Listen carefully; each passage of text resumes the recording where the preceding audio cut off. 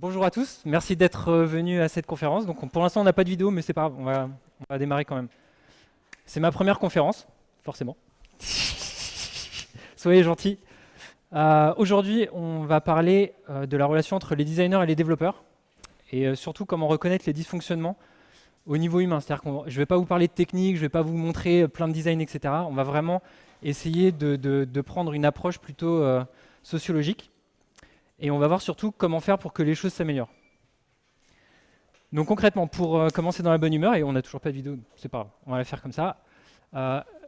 Combien il y a de développeurs à peu près dans la salle? Levez la main.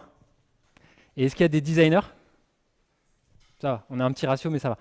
Combien d'entre vous, messieurs et mesdames les développeurs et les développeuses, avez tiré la tronche à chaque fois que vous avez reçu une maquette d'un designer? Ça vous est déjà arrivé? Il y en a beaucoup moins que ce que je pensais. Et combien dans les designers ont tiré la tronche quand ils ont vu leur maquette intégrée? Et voilà, 100%.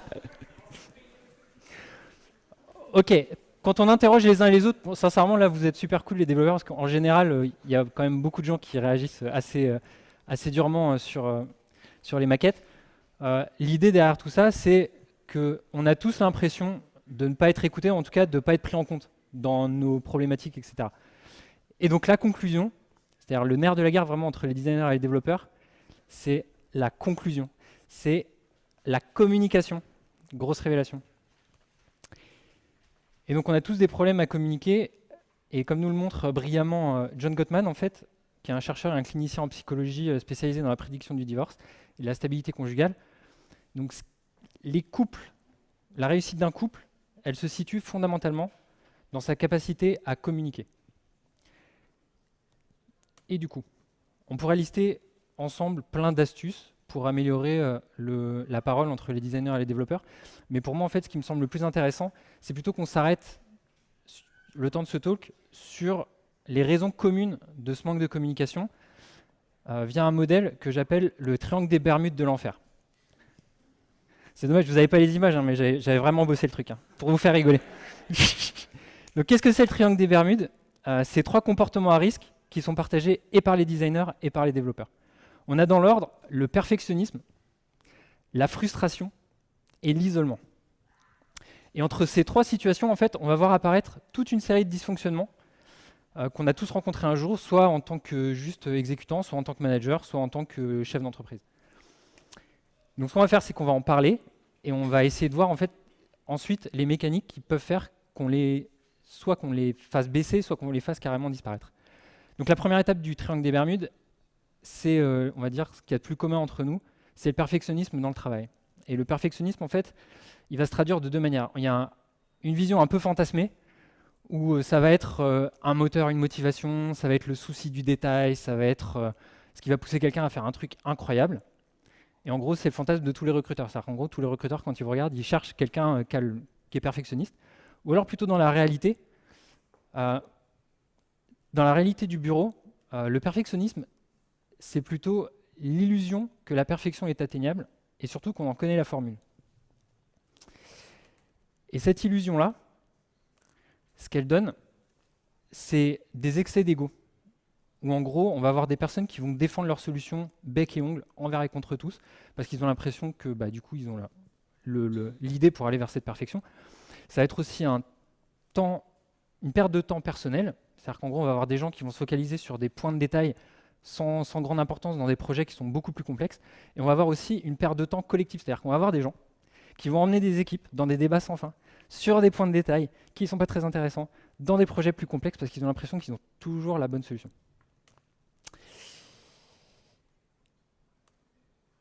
Et on imagine donc que ce perfectionnisme, à tort d'ailleurs, il s'applique sur des visions d'ensemble. Alors qu'en fait, très souvent, ça se focalise sur des points de détail et petit point de détail après point de détail, ce qui va se passer en fait, c'est qu'on va bloquer la relation de travail et on va bloquer aussi la production. Et les conséquences du perfectionnisme, c'est quelque chose que vous connaissez tous par cœur. Ça va être une augmentation des réunions avec des temps de réunion qui montent en flèche. Ça va être des interactions négatives parce que les gens du coup ne sont pas d'accord les uns avec les autres. Et aussi ça va être des cohésions d'équipe très réduites, voire même carrément inexistantes. Donc le deuxième point du triangle des Bermudes, c'est Ça peut être une conséquence directe du perfectionnisme, mais pas que. En gros, la frustration dans le cadre du travail, c'est quand les buts et les désirs ne sont pas atteints. Ça paraît comme ça très simple, mais au final, on se rend compte que la frustration, c'est un vrai moteur. Merci, en plus, je vois même pas mon timer, j'aurais dû mettre mon téléphone. Donc oui, la frustration, en fait, elle vient de deux choses. Elle vient soit d'une opposition ou d'un conflit, donc en gros, ça vient de la frustration, du perfectionnisme, ou alors ça vient d'un manque de confiance en soi, ou alors de la peur du conflit, justement. Et c'est une situation où la personne, elle va ressentir une colère et surtout une déception assez importante, parce qu'elle n'arrive pas à faire accepter ou à faire comprendre ses idées ou ses propositions, que ce soit du code, du design, de la techno, de l'organisation. Et dans tous les cas, la conséquence directe de cette frustration, ça va être de la violence. C'est-à-dire qu'en gros, vous allez voir apparaître de la violence verbale, ça donne des colères, des coups de gueule. Je pense que si vous avez travaillé en open space, vous avez déjà vu ça au moins une fois dans votre vie. On va avoir des gens qui sont tout le temps sur la défensive. Ça va aussi donner de la violence physique, c'est beaucoup plus rare, mais ça arrive. Des gens qui en viennent carrément au point. Et ça va donner aussi de la violence faite à soi-même. C'est-à-dire ça va donner des gens qui prennent plus l'initiative, qui vont rester plus ou moins dans leur coin, ou alors qui vont fondre en larmes dès qu'il y a un peu de conflit, ou alors généralement qui sont complètement démotivés. Et le troisième point du triangle des Bermudes de l'enfer, c'est l'isolement, et c'est probablement le plus difficile à maîtriser, parce que ça touche autant les individus que la culture d'entreprise ou les process. C'est une situation en fait où la personne, elle est littéralement déconnectée des autres et de son équipe. Et cette déconnexion, en fait, elle va être, et c'est pareil, c'est quelque chose que vous connaissez par cœur, ça va être dans les process. En gros, je fais mon boulot, je te le donne, débrouille-toi, à bientôt, on se revoit dans 2 mois. Ça va être aussi à un niveau personnel où on va avoir des gens en fait, qui vont faire leur vie au bureau et qui vont être tout seuls, ils ne vont pas vraiment développer de lien social, ils ne vont pas avoir beaucoup d'interactions, hormis vraiment le strict minimum. Et donc en gros, ces deux effets, ça crée une sorte d'effet silo où les individus en fait n'ont pas le sentiment d'appartenir à une équipe, et ils n'ont pas le sentiment aussi de participer à un effort collectif. Et donc en gros, ils vont subir quasiment à chaque fois très négativement toute remarque, même si elles sont positives justement, sur leur comportement ou sur ce qu'ils fournissent comme travail en fait. Et les conséquences de ça, elles sont assez évidentes. On va avoir une augmentation du coût de production en flèche, parce qu'en gros, quand il n'y a pas de communication, les erreurs, elles deviennent fatales. Et aussi une baisse évidente de la qualité de production, parce que l'intelligence collective, c'est-à-dire ce qu'on arrive à obtenir quand on communique avec les uns avec les autres et qu'on cherche des résolutions créatives ensemble, tout ça, c'est pas mis à contribution. Donc voilà, perfectionnisme, frustration, isolement. Je suis déçu, vous n'avez pas vu mon super triangle, mais c'est pas grave. Que faire pour renverser la vapeur ? Les solutions que je vais vous présenter après, elles s'appliquent beaucoup pour des équipes en interne, mais ça peut être aussi adapté à des situations avec des équipes offshore. C'est-à-dire que vraiment, c'est pas parce que vous ne travaillez pas avec les gens dans un même bureau que pour autant vous ne pouvez pas essayer de mettre en place ces stratégies-là, parce que vous êtes par exemple en remote ou parce que vous travaillez avec un prestataire qui est loin. J'avais fait plein de références à Parker Lewis, je suis tellement déçu. Tout le monde, donc le premier point important, ce que j'appelle la synchronisation des montres, c'est pour ça les références à Parker Lewis, c'est que tout le monde doit être à la page dès le début du projet. Ça veut dire que les designers ne sont pas là juste pour prendre leur petit pinceau et faire joli, et les développeurs, ils ne sont pas juste là non plus pour répondre à une liste de tickets et à pousser sans aucune autre activité. Ce que ça veut dire, quand on parle de synchronisation des montres, c'est qu'à chaque début de projet, en gros, il faut ouvrir un espace d'échange entre les designers et les développeurs sur les objectifs communs. Ça va passer par les contraintes de budget, ça va passer par les technos, ça va passer par les idées et les buts. Il faut vraiment que tout le monde s'exprime et que par principe, chacun ait un espace d'expression et soit invité à le faire. Que chaque designer et développeur partage la recherche utilisateur, les interviews, les tests utilisateurs, les besoins du client, etc. etc. Et ensuite, donc en gros, ce qu'on veut, si on doit synthétiser ça, c'est qu'en gros, les attentes, elles doivent être claires et les objectifs définis pour tout le monde. C'est-à-dire à un niveau individuel, mais aussi à un niveau de l'équipe. Et en gros, la vision d'ensemble, ça ne peut pas être juste une problématique de chef de projet, une problématique de product owner. Vraiment, à chaque début de projet, il faut que tout le monde soit au courant de tout.